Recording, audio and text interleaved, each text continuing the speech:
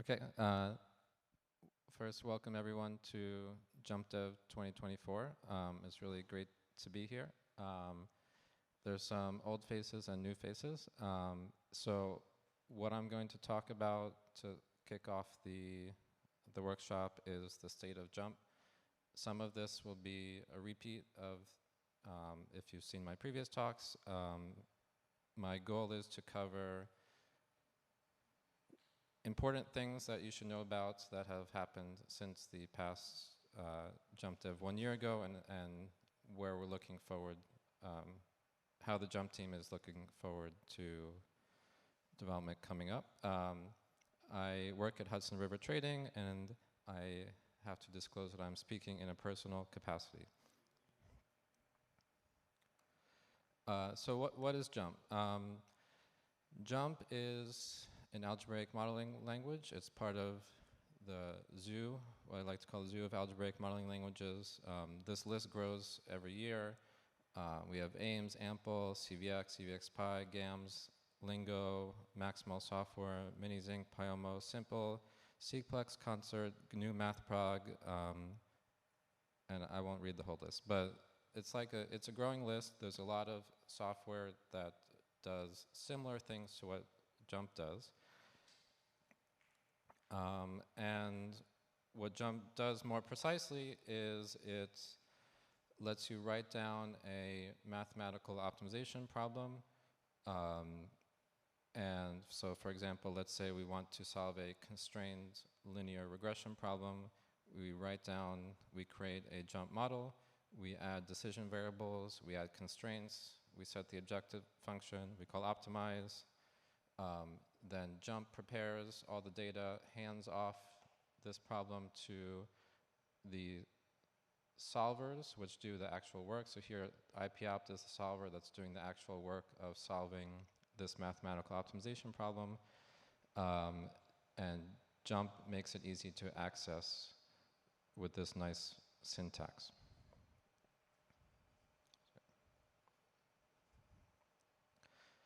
Okay, so given, I don't know, 20 or so other software packages that do similar things, what makes JuMP in particular interesting? I'd say the nice syntax. Julia allows us to provide a macro syntax where we can write down something that looks more like math, and these macros reinterpret them and translate them into code. Comprehensive documentation, we're pretty proud of this. A vibrant community as evidenced by our annual workshops and a lot of activity during the year. It's open source, it's solver independent, and we now have more than 50 solvers, which is kind of impressive. Like when you start out one of these software packages, okay, let me connect one or two, and somehow one or two has grown into 50. It's embedded in Julia.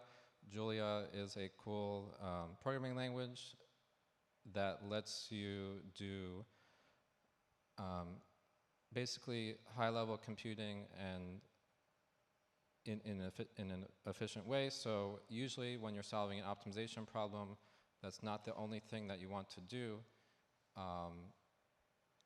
Usually it could be part of a simulation, or it's inside of a loop, or it's just one of the many things that you want to do on your computer that day. And what you can do in Julia, as JuMP is just a package in Julia, you can use JuMP and embed it in a simulation, in a web server, whatever you want. It supports interacting with solvers while they're running. So this is a more advanced feature, but one that comes up pretty often in large-scale applications where, especially in integer programming, the problem is so hard or so complex that you usually want to give the solver some help while it's running, or have some separation oracles. And you can do this in JuMP, whereas historically, this would have required a lower level interface. Also has pretty low overhead for model generation. We try to avoid the situation where it takes longer to generate the model than to solve it, which can happen in other higher level modeling interfaces. It's extensible to new solvers and extensible to new problem classes, and we're going to hear a lot of examples of these types of extensions at the workshop. So JuMP is a pretty large community at this point. There's been 153 contributors to just the JuMP GitHub repository, not including the whole ecosystem of JuMP packages. So I am the BDFL of JuMP. The core contributors to JuMP are highlighted in red, and we picked kind of a random sample. Please don't be offended if you're not on this map, but this is just to indicate that we have a lot of contributions from many different geographical regions. JuMP is pretty widespread, and the core development team is all here except for Oscar, who unfortunately can't attend this year. I also want to highlight that almost all of what I'm talking about today, all the work that's been done, has not really been me. I'm more of, I've kind of graduated into a management role at this point, I can say. So I'm really just representing and presenting work that the rest of the community has done this year. So in the past 12 months, there's been almost 700,000 downloads of JuMP packages in the JuMP ecosystem, 52 unique contributors over this period of time, 1,174 pull requests open, and 373 issues open. So it's a fair amount of activity. We have an active community of users, active community of contributors, so we're going pretty well.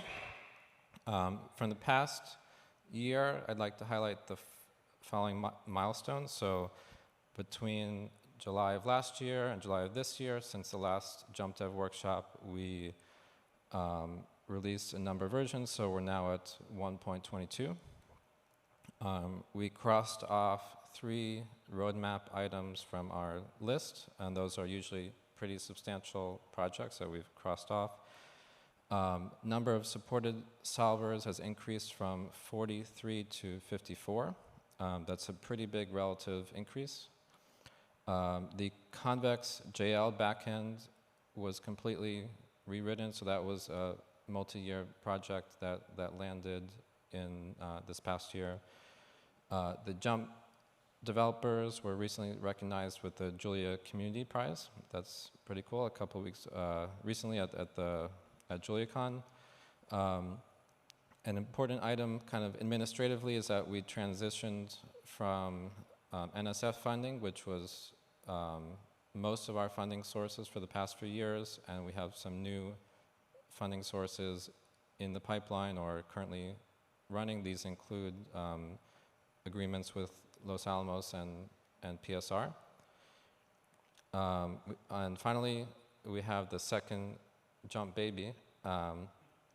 So last year was the first JuMP baby from the core team, and this year we've had a second one, and we'll see what happens next year. In terms of major technical improvements, the big items are the new nonlinear API and macro refactoring. These were 2 of the roadmap items that we crossed off this past year. So for the nonlinear API, Oscar gave multiple talks on this in previous JuMP Dev workshops. So I just want to give you a high-level overview of what's changed. So if you used JuMP for nonlinear programming more than a year ago, when you would have nonlinear expressions, you would write NL objective, NL expression, NL constraint. So that's all gone now. there's a single macro interface to nonlinear optimization, and you just write the expression. So if you're coming to JuMP for the first time, nothing here is going to look too surprising. You just, okay, here's my objective. I wrote some expression. I'm using some function here. I'm writing square root. So nothing here looks too surprising, but given the state of JuMP and how the code was set up, this was a pretty heavy lift to change. And this unblocks a couple of nice extensions, so we can now support, for example, nonlinear complementarity constraints. And here we just have a constraint where we're enforcing a complementarity relationship between x sub 2 to the third minus x sub 1 and x1. So I believe this means they can't both be non-zero at the same time, and we can hand this to a solver that can deal with these types of constraints. So that's just like one of the things that's been unblocked, and I'm summarizing like a multiple-year project in 2 slides, but this was a big lift. I'm going to skip the macro rewrite because that's mostly an internal refactoring, and if you don't know about it already, you don't need to know about it. And if you need to know about it, you already know about it. Mostly affects extension developers. Some smaller items, we added a syntax for parameters. So this is, the syntax is, let's say we have some variable x, which is actually, it's not a decision variable, it's just a fixed parameter. So you can write down x as a parameter. This 2 here is the initial value of the parameter. Then you declare your normal decision variables, write down your constraints. So we want to say the sum of y is greater than or equal to x. So you could, after you write down this constraint, you could just solve this problem. Then you can call set parameter value, you can change the value of x from 2 to 3 and resolve. And depending on the solver and which extensions you're using, this could be an efficient operation. To get the most of this, you need to use extensions like parametric opt interface. Dimensional data, so we kind of took a step towards towards integrating more with packages in the Julia ecosystem. There's a recent feature in Julia that allows us to declare conditional dependencies. So we have a piece of code that only kicks in when another Julia package is present. So here, when JuMP and dimensional data are both present, we can declare containers that are using this dimensional data format. So this is just an alternative format to allow you to index your data. So when you use this format, you can index your variables either numerically or symbolically. So if you're doing, like here, we have an array where the first dimension is indexed from 2 to 4, and the second dimension is indexed from like over the set A to B. So you can either look up using the keys, or you can look up using the indices, and this is an alternative. Many people, there's a lot of preferences and strong opinions on how people like to index their arrays, so we're just giving you an alternative if you like this format. It kind of extended and covered some of the missing parts in constraint programming that were developed the prior year. So here we can now write down a Boolean SAT problem. This is kind of a type of problem that JuMP was not originally envisioned for, but over like the past few years, we've added a number of features that make this possible. So this is using the functionality where we can now force pick a model type where the coefficients are not float 64. So here we're picking a model type where the coefficients are Booleans, and then we're calling a constraint programming solver, and then we are writing our constraints, which say that like x1 or x2, this Boolean expression must be true, and this x1 and x2, this Boolean expression must be false. We pass this to the constraint programming solver, which ends up being this ends up being a SAT problem. We get the answer back. We get the value, and we get the get the answer back.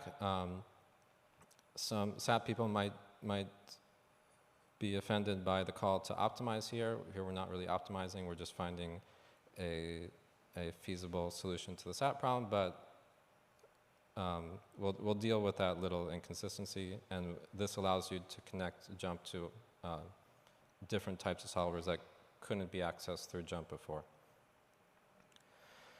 LP matrix data, this is a small helper function, but one that seemed to address a request that came up reasonably often. So let's just say I've built my JuMP model, and it happens to be the case that the JuMP model is actually representing something that looks like a plain linear programming problem, and maybe we'll also allow some integer variables. If your problem actually is a plain linear programming problem, and let's say you're using JuMP for teaching, or you're just playing around and you want to build a matrix using the JuMP syntax and then get that constraint matrix out, what you do is you build your model, you call LP matrix data, and data is a structure that has all these, the C vector, A matrix, all these coefficients,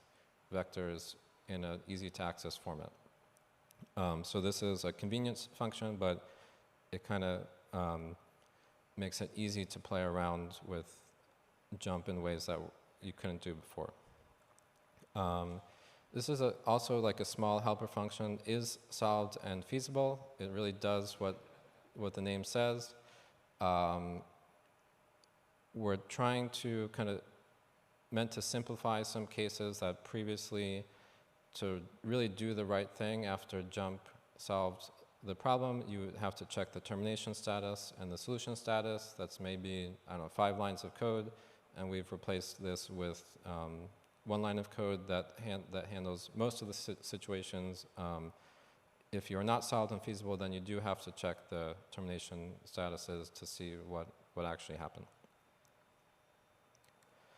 A few other things, the convex JL backend rewrite, I mentioned that.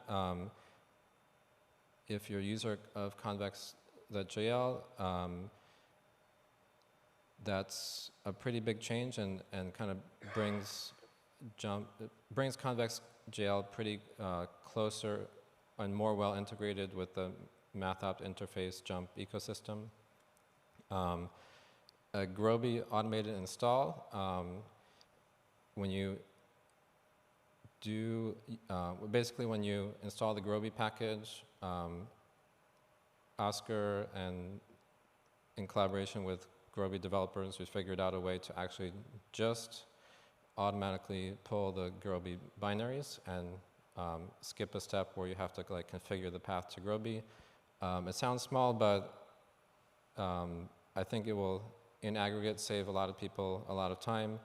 And these collaborations with commercial solvers are great, and we would like more of those. In terms of new solvers and interfaces, just want to list a few: Minotaur, PolyJump, QCQP, Octaract, MiniZinc, Perceval, ManOpt, SDPLR, Optim, Manigo, DSDP. These are, I think, most of the new solvers that I mentioned that previously we did not previously were not listed in our list of supported solvers. In terms of new roadmap items, we added a couple this past year. The main thing, and what's really been quite a long-standing request, is nonlinear expressions with vector inputs and outputs. We're definitely well aware that how useful this would be, but it is quite a basically rewrite of all the nonlinear automatic differentiation code. So it's a big project, but we're aware of it and it is on the roadmap. The next thing is first-class support for units. We saw some extensions that we liked that were kind of presented at previous JuMP workshops. And we would like to provide built-in support where you can declare the units of a decision variable and have that just propagate through and be checked consistently with like units of the coefficients, and that should just work. So that's also on the roadmap, though we haven't done much, we haven't started working on that item. And of course, after talking to everyone at this workshop, maybe at the hackathon, we could decide on new roadmap items. That's one of the things we hope to get out of this workshop, is kind of inspiration and feedback from the community about what we should be working on in JuMP. In terms of 2.0, if you're wondering, I would say we haven't had a good reason to make breaking changes so far.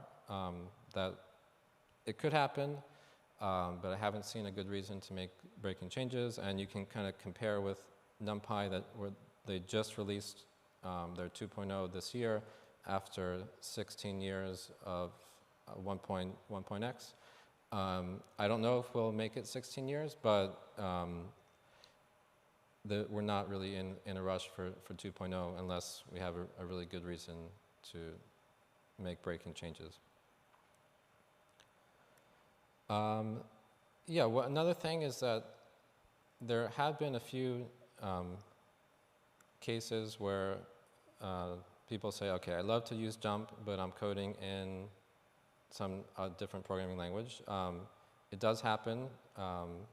As much as we like, not everyone can use Julia in every situation. So for example, in C++, Python, there's MathOpt, which is part of the Google OR tools package now. There's a new Python interface called PyOpt interface. In R, there's Omper. I haven't personally used these packages. I'm not necessarily endorsing them, but I just want to kind of observe that these packages are directly inspired by JuMP. And I would say that's great. That's just, I take that as a sign that JuMP is really at the state of the art in terms of algebraic modeling interfaces, and we're kind of pushing the state of the art, and that's happening in Julia. And if people are not able to use Julia, then the workaround is, okay, let's be inspired by JuMP and do what we need to do in another programming language. With that, yeah, I'll thank everyone for coming and thank our sponsors, both sponsors for the workshop and sponsors that have funded JuMP development in the past couple of years. So thanks, everyone. And with that, yep.